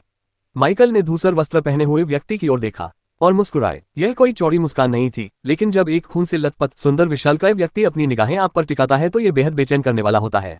भूरे रंग का चोला पहने हुए व्यक्ति का गला हिल गया जब वह हवा में ही पीछे हट गया। उसके मन में ब्रांड की पिछली और आने वाली सभी पीढ़ियों के विचार कौंध गए। उसे समझ नहीं आ रहा था कि क्या हुआ था। ये युवक उस स्तर पर भी नहीं था जहां उसने कानून का अध्ययन करना शुरू किया हो, और अगर वह ऐसा कर भी रहा होता तो ये भयावह रचना क्या थी। इस युवक ने अब किस स्तर की शक्ति प्राप्त कर ली थी कि अगर माइकल उसे एक बार भी छू लेता तो उसका परिणाम विनाशकारी होता। धूसर वस्त्र पहने उस व्यक्ति ने दोनों हाथ ऊपर उठा लिए। उसका पीला साम्राज्य पहले से अधिक घना होकर बाहर की ओर फैल गया। मुझसे दूर रहो, उसने कठोर स्वर में कहा। माइकल ने एक कदम बढ़ाया। यह धीमा था, बहुत धीमा, लेकिन कदम रखते ही उसके पैर के नीचे की हवा कुचल गई। एक प्रत्यक्ष शॉकवेव फैल गई, जिससे आकाश एक चौड़े घेरे में विकृत हो गया। माइकल ने अपना हाथ उठाया। अब उसकी मुट्ठी एक चट्टान के आकार की हो गई थी। धूसर वस्त्रधारी व्यक्ति का विनाशकारी नियम उस पर टूट पड़ा। बेताब और भूखा उसे हड्डियों और धूल में मिलाने की कोशिश कर रहा था, लेकिन पहले की तरह दर्द से माइकल और भी मजबूत हो गया। माइकल झूला झूला। मुक्का तेज नहीं था, लेकिन धूसर वस्त्र पहने व्यक्ति ने उसे रोकने की हिम्मत नहीं की। वह ऐसा जोखिम नहीं उठा सकता था। वह बगल की ओर मुड़ा और उसी गति में उनके बीच की दूरी बढ़ा दी। उसका क्षेत्र लहरों की तरह फैल गया क्योंकि उसने इसका इस्तेमाल एक दीवार की तरह माइकल के प्रहार को दिशा से हटाने के लिए किया। मुक्का कुछ मीटर से चूक गया और फिर भी झटके की लहर हवा में फैल गई और उसके पीछे के निर्जीव स्थान की एक पट्टी को चकनाचूर कर दिया, जिससे उस जगह पर एक खुरदुरा छेद बन गया जहां उसका क्षय सबसे घना था। धूसर वस्त्र पहने उस व्यक्ति की आंखें चौड़ी हो गईं। वह फिर पीछे हट गया। वह लगातार आगे बढ़ता रहा, उस विशालकाय को अपने करीब आने से रोकता रहा। और यह काम कर जाता अगर माइकल अकेला होता। धूसर वस्त्र पहने हुए व्यक्ति के सिर के ऊपर काले रंग की एक झलक दिखाई दी। फीका। मेंटिस ने गिलोटिन की तरह वार किया। उसका दरांतीनुमा अंत गर्दन की ओर लक्षित था। धूसर वस्त्र पहने उस व्यक्ति की मुरझाई हुई नजर सहज रूप से ऊपर उठ गई। फेड की तलवार की धार एक बार फिर मुरझा गई और वार करते समय राख बिखर गई। लेकिन फेड रुका नहीं। ये झिलमिलाया, फिर प्रकट हुआ और फिर से प्रहार किया। व्यवधान मामूली थे और बौने को बस यही चाहिए था। जैसे ही धूसर वस्त्रधारी व्यक्ति हिला, ग्रीन ने तुरंत खाली जगह का फायदा उठाया। जहां वह पीछे हटना चाहता था वहां जड़ें पनपने लगी। पत्तियों के तिनके उस दिशा में मुड़े हुए थे जहां वह फिसलना चाहता था। उसके चारों ओर जीवन का दबाव बढ़ता गया, उसे पूरी तरह से कुचलने के लिए नहीं, बल्कि उसके दृष्टिकोण को छीनने और उसके उपयोग के लिए उपलब्ध स्थान को कम करने के लिए। धूसर वस्त्र पहने उस व्यक्ति का जबड़ा कस गया। माइकल ने एक और कदम बढ़ाया। यह धीमा और भारी था। उनकी मुस्कान फीकी नहीं पड़ी। धूसर वस्त्रधारी व्यक्ति ने एक और क्षय क्षेत्र फेंका जो पहले से कहीं अधिक चौड़ा था, एक खोखला किलेनुमा ढांचा जो उसमें प्रवेश करने वाली किसी भी चीज को मिटा देने के लिए बनाया गया था।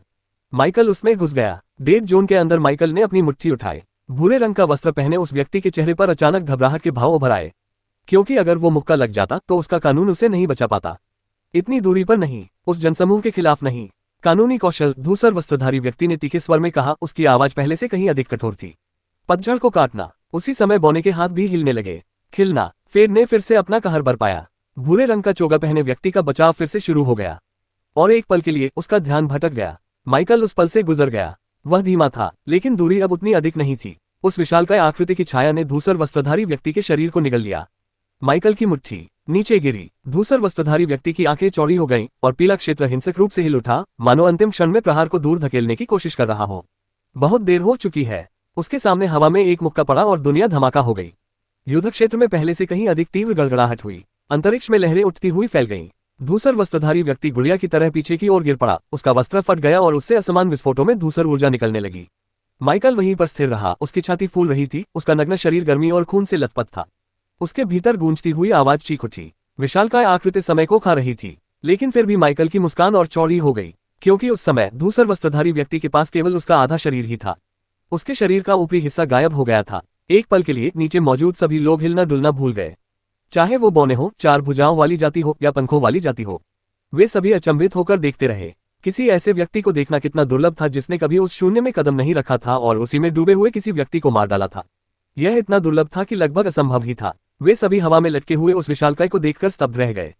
7 मीटर लंबा, खून से लथपथ और मुस्कुराता हुआ। एल्फ प्रतिनिधि अकड़ी हुई मुद्रा में खड़ी थी, उसकी आंखें सिकुड़ी हुई थीं। वह काफी समय से धूसर वस्त्रधारी व्यक्ति के साथ कानूनों पर चर्चा कर रही थी और हर बातचीत के साथ उसके अधिकार की गहराई को समझ रही थी। वह जानती थी कि उसकी विनाशकारी शक्ति क्या कर सकती है। वह जानती थी कि उसका अस्थायी साम्राज्य कितना शक्तिशाली था, और अभी तक वह उसे बिखरते हुए देख रही थी। और उनका सदमा यही खत्म नहीं हुआ, क्योंकि दूर से दो जोरदार दहाड़ें गूंज उठी। वे रैंक 4 अमाजारी और रैंक 4 ड्रेकब्लड से आए थे, जो अभी भी लड़ रहे थे। चौंकाने वाली बात यह है कि तीनों जातियों के लिए यह पता चला कि वे देवता भी अपनी सहनशक्ति की सीमा पर पहुंच चुके थे। चौथे रैंक का ड्रेकब्लड दहाड़ते हुए हवा में तेजी से आगे बढ़ा। उसके विशाल पंख इतनी जोर से फड़फड़ा रहे थे कि बादल छट गए और तूफान तितर बितर हो गए। उसकी खाल पर गहरे लाल और काले रंग की परतें चमक रही थी और उनके नीचे पिघली हुई गर्मी की नसें रेंग रही थीं। और फिर भी इसे माइकल के मरे हुए लोगों द्वारा रोका जा रहा था। घोस्ट केंद्र में था। ड्रेकब्लड के विशाल शरीर की तुलना में चींटी का शरीर छोटा प्रतीत होता था, फिर भी उसके ऑब्सीडियन कवच का प्रत्येक खंड भयावह घनत्व से भरा हुआ था। इसके अगल बगल 4 और चींटियां थीं, जो घोस्ट से छोटी थी लेकिन फिर भी विशालकाय थी। वे पूर्ण सामंजस्य में चल रही थीं, और उनके ऊपर लकी चीख उठा। पंखों वाला भेड़िया काले और हरे रंग के धुंधलेपन में आकाश में तेजी से उड़ रहा था। उसके पंख हवा में चाप बनाते हुए आगे बढ़ रहे थे। उसके जबड़ों से जहरीली आग मोटी धाराओं में निकल रही थी। हरे काले रंग की लपटें ड्रेकब्लड की खाल से टकराते ही फुफकार और चीख रही थीं। जहरीली आग जब ड्रेकब्लड की खाल के बीच से रिसने लगी तो वह जोर से चिल्लाया। जहर उसे मारने के लिए काफी नहीं था, बल्कि इतना काफी था कि उसे चोट पहुंचे। गंदगी। ड्रेकब्लड दहाड़ा और मीनार जितने बड़े पंजे से पीछे की ओर वार किया। लकी हवा में ही मुड़ा, पंख समेटे हुए वह पलक झपकते ही वार से नीचे गिर गया। पंजा उसे चूक गया और सीधे एक चींटी से जा टकराया, जिससे वह एक ही झटके में मर गई। चौथे रैंक के अमाजारी मोर्चे पर स्थिति कुछ हद तक वैसी ही थी, लेकिन साथ ही कुछ अजीब भी थी। और यह शुरुआत की वजह से था। माइकल के मार्गदर्शन की बदौलत बिगिनिंग का स्तर 65वां था। हालांकि इससे उसके लिए अपने ब्रूटल रीबर्थ एनहांसमेंट के तीसरे चरण तक पहुंचना कठिन हो गया, लेकिन जब ये सक्रिय हुआ तो परिणाम स्पष्ट था। थोड़े समय के लिए माइकल के पास चौथे रैंक के आधे स्तर का शक्तिशाली खिलाड़ी था। एक समय ऐसा आया जब बिगिनिंग की ऊंचाई 40 मीटर हो गई थी। उसके ठीक सामने कांस्य रंग की त्वचा वाला चौथे रैंक का अमाजारी मंडरा रहा था। उसके चारों ओर संपीड़ित वायु के छल्ले धीमी नियंत्रित कक्षाओं में घूम रहे थे। प्रत्येक छल्ला इतना सघन था कि एक विचार मात्र से पत्थर को भी तराश सकता था। उसकी आंखें शांत और गणनात्मक थीं, लेकिन उसके हाव भाव में तनाव उसकी असलियत बता रहा था। शुरुआत में जोरदार गर्जना हुई, लेकिन अमाजारी पहले आगे बढ़े। उसका हाथ झटके से आगे बढ़ा और हवा में चीख सी गूंज उठी। हवा का एक प्रचंड भाला बिगिनिंग की छाती से टकराया और पलक झपकते ही मांसपेशियों और हड्डियों को चीरता हुआ निकल गया। इस टक्कर से खून और चूर चूर मांस का फव्वारा फूट पड़ा और उस विशालकाय जीव की पीठ से बाहर निकल आया। जहां उसका दिल होना चाहिए था, वहां एक खोखला गड्ढा बन गया। एक पल के लिए युद्ध क्षेत्र में सन्नाटा छा गया। फिर बिगिनिंग ने एक और कदम आगे बढ़ाया।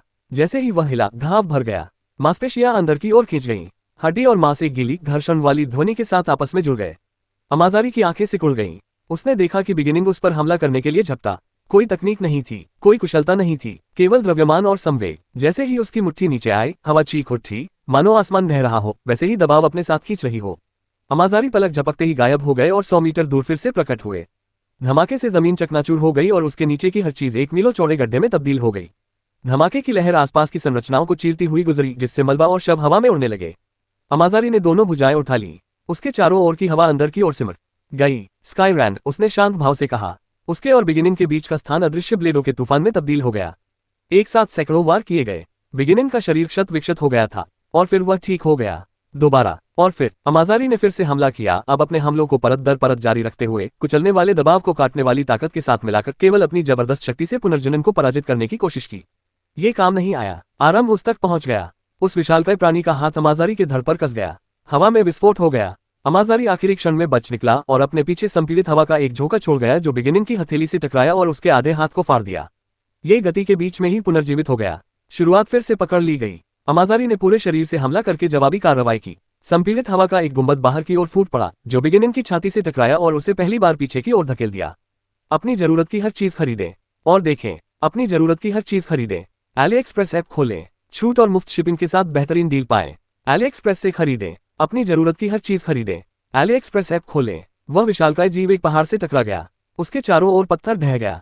आसमान धूल और मलबे से भर गया था। अमाजारी हवा में मंडरा रहा था। अब उसकी सांसें तेज हो रही थीं। अगर दूसरे लोग उसे स्पष्ट रूप से देख पाते तो वे उसके चेहरे पर व्याप्त भय को देख पाते। कई मरे हुओं से मुकाबला करने से लेकर सिर्फ एक से मुकाबला करने तक रैंक 4 अमाजारी की स्थिति को समझना मुश्किल था, जिसने कई वर्षों में पहली बार फिर से मौत की गंध महसूस की। पहाड़ फिर से हिल गया।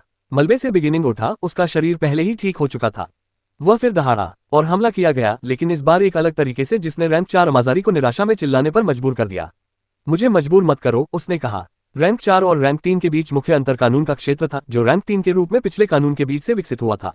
यद्यपि कुछ प्रतिभाशाली या अनुभवी रैंक 3 के प्राणी एक अस्थायी डोमेन बना सकते थे, जो कभी कभी उनके आरोहण के समय उनके विधि डोमेन के लिए एक प्रोटोटाइप के रूप में समाप्त होता था या प्रोटोटाइप होता था, लेकिन इसकी तुलना रैंक 4 के प्राणियों के पास मौजूद वास्तविक विधि डोमेन से नहीं की जा सकती थी।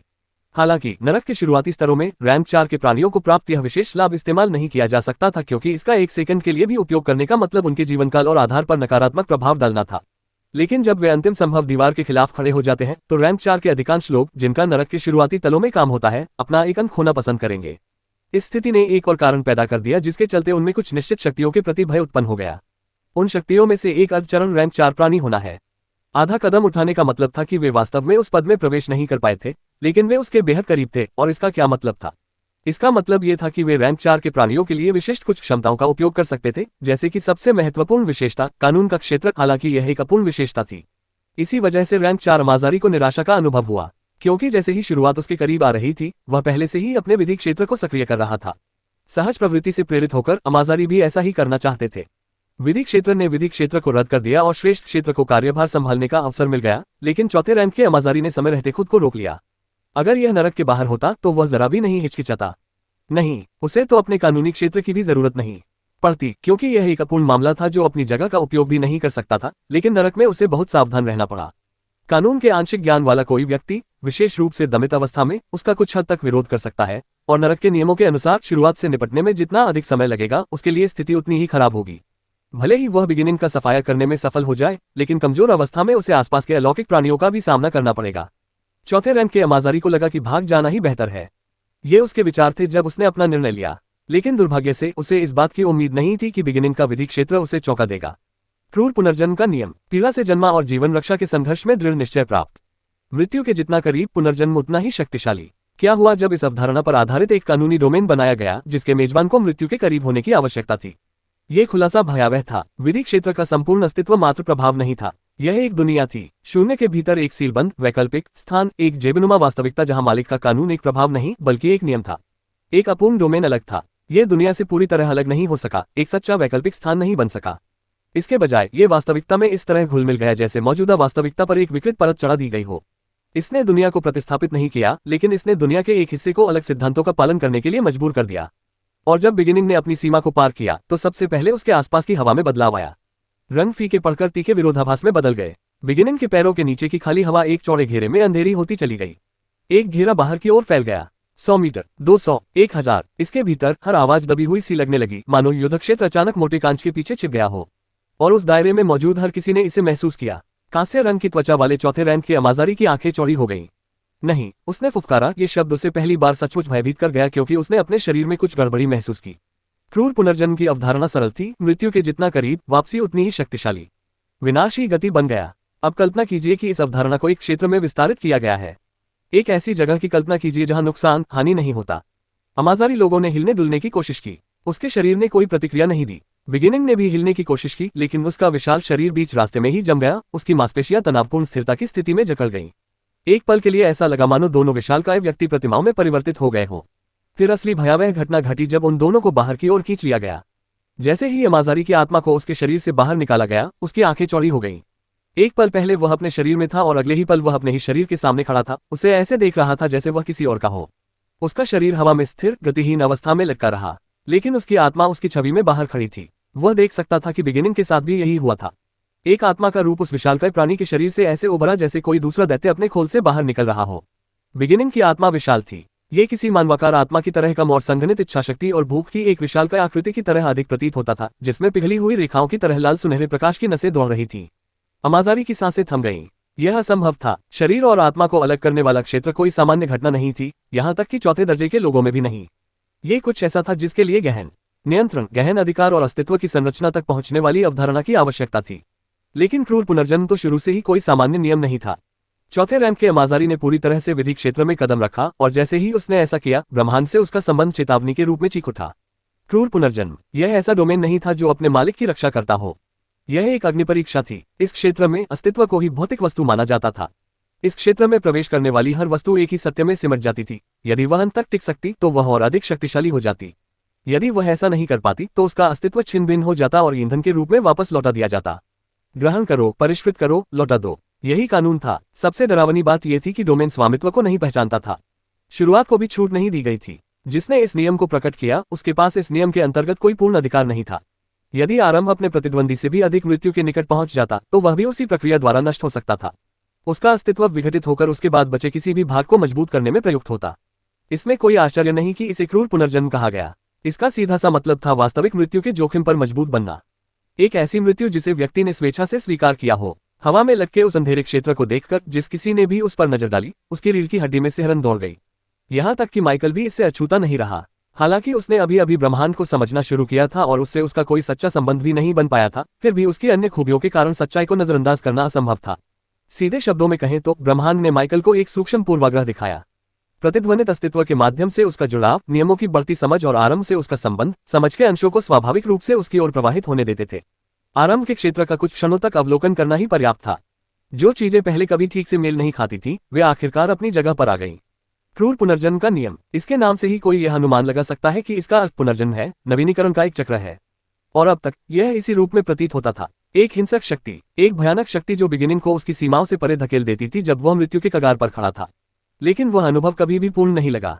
जब बिगिनिंग ने उसके रूपांतरण के तीसरे चरण को शुरू किया, जब उसका शरीर बार बार टूटा और फिर से बना, तब भी उसे ऐसा लगा जैसे वह पुनर्जन्म के बजाय जीवित रहने का संघर्ष कर रहा हो। माइकल ने लंबे समय तक इसका कारण समझने की कोशिश की। अंत में उसने हार मान ली, यह मानते हुए कि इसका जवाब उसकी पहुंच से बहुत दूर कहीं छिपा है। उन्हें आज इसे मिलने की उम्मीद नहीं थी। ब्रूटल रिबर्थ इसलिए क्रूर था क्योंकि पुनर्जन्म की कोई गारंटी नहीं थी। तीसरे चरण तक पहुंचने के लिए बिगिनिंग को भारी नुकसान उठाना पड़ा। अपने विधि क्षेत्र को सक्रिय करने के लिए उसे और भी आगे जाना पड़ा। उसे अपनी जान पूरी तरह दांव पर लगानी पड़ी। वापसी की कोई गारंटी नहीं थी। स्वयं वह क्षेत्र इस सत्य का प्रमाण था। इसके भीतर पुनर्जन्म एक उपहार नहीं था, यह एक फैसला था। विनाश के चरम कगार पर पहुंचने से ही कोई व्यक्ति अधिक शक्तिशाली रूप में पुनः अस्तित्व में आने का अधिकार प्राप्त कर सकता है। और यहां तक कि कानून के स्वामी को भी इस निर्णय से नहीं बख्शा गया। यह परीक्षण का क्षेत्र था और इसलिए यह अपने नाम के अनुरूप था। आरंभ के नियम क्षेत्र ने ब्रह्मांड का विरोध नहीं किया, यह उसका प्रतिबिंब था। तारे ही इसका पहला प्रमाण थे। एक तारा युगों तक जलता रहा, अपने केंद्र में भारी तत्वों का निर्माण करता रहा, जब तक कि दबाव इतना अधिक नहीं हो गया कि वह ढह गया। वह ढहना देखने में मृत्यु जैसा लग रहा था, लेकिन ऐसा नहीं था। विस्फोट ने तारे के पिंड को अंतरिक्ष में बिखेर दिया, जिससे ग्रहों, महासागरों और जीवन के लिए आवश्यक पदार्थ अंतरिक्ष में फैल गए। तारों की मृत्यु के बिना कोई भी दुनिया संभव नहीं थी। जीवन भी इसी चक्र का पालन करता है। कोशिकाएं मरती हैं ताकि शरीर का विकास हो सके। पुराना मांस टूटता है ताकि नया मांस उसकी जगह ले सके। मांसपेशियों में खिंचाव के कारण टूटन होती है और वे पहले से अधिक मोटी होकर जुड़ती हैं। हड्डियां टूटती हैं और फिर पहले से अधिक घनी होकर जुड़ती हैं। विकास के लिए हमेशा पहले क्षति की आवश्यकता होती है। सभ्यताएं भी इससे अछूती नहीं थीं। साम्राज्य उठे, फैले, भीतर से ही सड़ गए और ढह गए। उनके अवशेष अगली पीढ़ी की नींव बने। ज्ञान विनाश के बावजूद जीवित रहा, असफलताओं से निखरता गया और हानियों से मजबूत होता गया। ब्रह्मांड ने संरक्षण को पुरस्कृत नहीं किया, इसने निरंतरता को पुरस्कृत किया। केवल वही चीज जो पतन को सहन कर सकती थी और फिर भी सुधार कर सकती थी, मजबूत स्थिति में अस्तित्व में रहने के योग्य थी। ब्रूटल रिबर्थ ने इसी सच्चाई को छुआ था। कानून का स्वामी भी उसी फैसले के दायरे में आ गया। शायद इसीलिए ये जितना भयावह था उतना ही शक्तिशाली भी था। हालांकि माइकल की सारी समझ बिगिनिंग और रैंक 4 अमाजारी से संबंधित नहीं थी, जो वर्तमान में अपने आत्मिक रूपों में लड़ रहे थे। आत्माओं से लड़ना शरीर के साथ लड़ने से बिल्कुल अलग था। आखिरकार आत्मा कोई भौतिक वस्तु नहीं थी। हालांकि अलौकिक शक्तियों का सार यही था कि यदि शरीर मर जाता है और आत्मा नहीं मरती तो वे जीवित रहते हैं, लेकिन यदि इसका उल्टा होता है तो आत्मा मृत हो जाती है। इसलिए आत्मा के रूप से होने वाला नुकसान अभी भी बहुत भयानक था। कोई सोच सकता है कि रैंक 4 के अमाजारी को इस लड़ाई में बढ़त हासिल होगी क्योंकि वह एक रैंक ऊपर है, लेकिन बिगिनिंग द्वारा अपने डोमेन को सक्रिय करने से पहले किए गए संवर्धन और नरक से अमाजारी को अभी भी झेलने वाले दमन के कारण लड़ाई लगभग बराबरी पर थी। हालांकि अमाजारी धीरे धीरे बढ़त हासिल कर रहा था। शुरुआत फिर से बदल गई। उसकी विशालकाय आत्मा ने अपने प्रतिद्वंदी पर मुक्का मारा। अमाजारी लोगों ने तुरंत प्रतिक्रिया दी। हवा के वे घेरे जो कभी उसके शरीर को घेरे हुए थे अब उसकी आत्मा को घेरे हुए थे। उसने अपना हाथ आगे बढ़ाया। बिगिनिंग की आत्मा का धड़ फट गया, परतदार वायु के ब्लेडों ने उसे चीरते हुए उसे खोल दिया। जैसे ही अमाजारी ने अपने अंदर शक्ति का प्रवाह महसूस किया, वह जम गया। उसके द्वारा पहुंचाई गई क्षति से बिगिनिंग की आत्मा नष्ट नहीं हुई, बल्कि वह वापस प्रवाहित होकर उसे ऊर्जा प्रदान करने लगी। बिगिनिंग लड़खड़ा गया। पहले के विपरीत यहाँ पुनर्जीवन की कोई क्षमता नहीं थी। आखिरकार डोमेन का प्रतिनिधित्व यही तो करता था। उस क्षेत्र का माहौल उसके अनुकूल नहीं था। उसने उसे स्वामी के रूप में नहीं पहचाना। ये केवल विनिमय को ही मान्यता देता था। बिगिनिंग दहाड़ा और फिर से हमला कर दिया, बचाव को पूरी तरह से त्याग दिया। उसकी आत्मा का कंधा संपीड़ित हवा की दीवार से टकराया, जिससे उसके अस्तित्व का एक और हिस्सा टूट गया। उसने इसे अनदेखा किया और पकड़ लिया। अमाजारी मुड़कर अलग हो गए, लेकिन साफ सुथरे तरीके से नहीं। बिगिनिंग के विशाल आत्मिक हाथ ने उसकी बगल को चीर दिया, जिससे कांस्य रंग के सार का एक टुकड़ा अलग हो गया। अमाज़ारी चीख उठा जैसे ही उसकी आत्मा का टूटा हुआ टुकड़ा प्रकाश में विलीन होकर बिगिनिंग की आत्मा में समा गया, मानो पिघली हुई धातु को टूटे हुए सांचे में डाला जा रहा हो। उसकी उपस्थिति हिंसक रूप से बढ़ गई। उसके सार के टुकड़े टुकड़े हो गए और टूटा हुआ हिस्सा भी ठीक हो गया। अमाज़ारी पीछे हट गया, उसके चेहरे पर भय के भाव उभर आए। तो बस यही था, जितना गहरा नुकसान होगा उतना ही अधिक लाभ मिलेगा उन दोनों के लिए। उसने हताशा में आकर वायु के नियमों का ऐसा तूफान खड़ा कर दिया जिसने बिगिनिंग की आत्मा को बार बार टुकड़ों में काट डाला। हर प्रहार ने उसे और अधिक शक्ति प्रदान की, लेकिन उसकी आत्मा पर लगी हर चोट ने बिगिनिंग की ताकत को और भी बढ़ा दिया। बाहरी युद्ध क्षेत्र से देखने वाली जातियों में से एक अंततः हिल उठी। वह 4 भुजाओं वाली जाति का एक योद्धा था। उसकी आंखों में तीव्र चिंता झलक रही थी क्योंकि वह अमाज़ारी के निरंतर हमले के तहत बिगिनिंग की आत्मा को कमजोर होते देख रहा था। उसके लिए यह स्पष्ट था, बिगिनिंग अपनी पकड़ खो रहा था। धीरे धीरे, हाँ, लेकिन निश्चित रूप से। उन्होंने जरा भी संकोच नहीं किया। एक दहाड़ के साथ वह सीधे उस अंधेरे क्षेत्र की ओर दौड़ पड़ा।